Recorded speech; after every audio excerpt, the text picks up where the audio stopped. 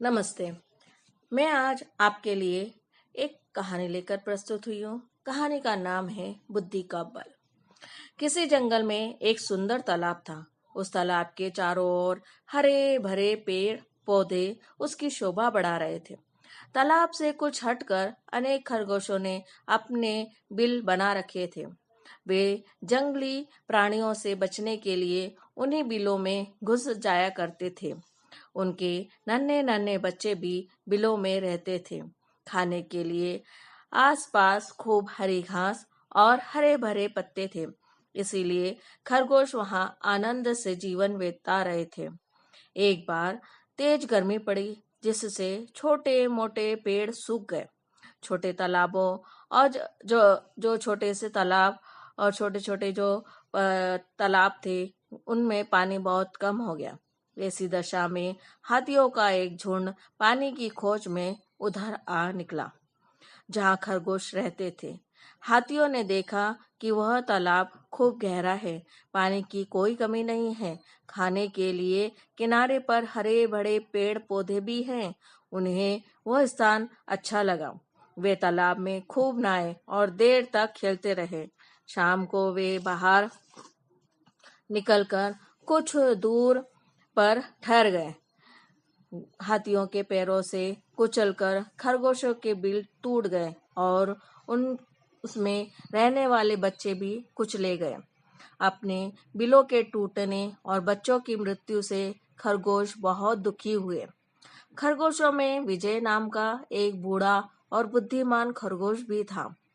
विजय ने खरगोशों को धैर्य बांधते हुए कहा, बच्चों, हमारे कुल का नाश करने वाले इन दुष्ट हाथियों को यहाँ से भगाना ही पड़ेगा।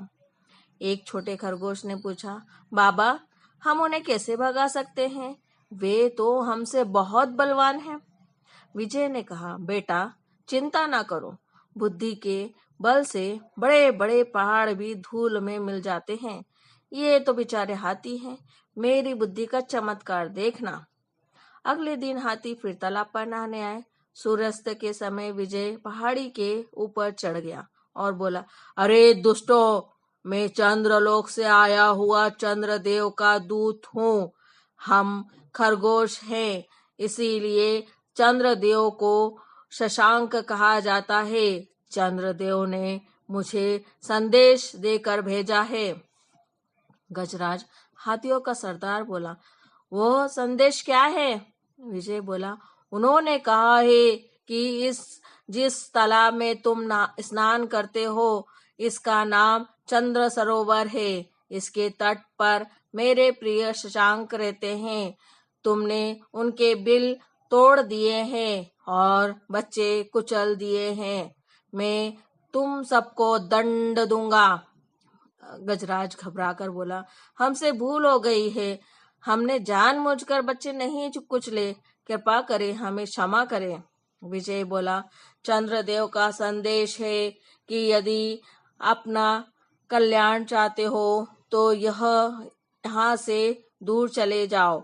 इसके बाद फिर कभी ना आना। वह देखो, तालाब में चंद्रदेव स्वयं आ गए हैं और क्रोध से कांप रहे हैं। उन्हें प्रणाम करके वहां से भाग जाओ।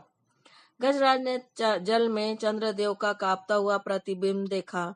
सूंड उठाकर उसे नमस्कार किया और अपने झुंड के साथ चल पड़ा।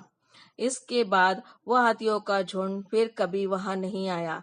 इस प्रकार चंद्रमा का डर दिखाकर विजय ने बुद्धि के बल से हाथियों को वहां से भगा दिया। धन्यवाद।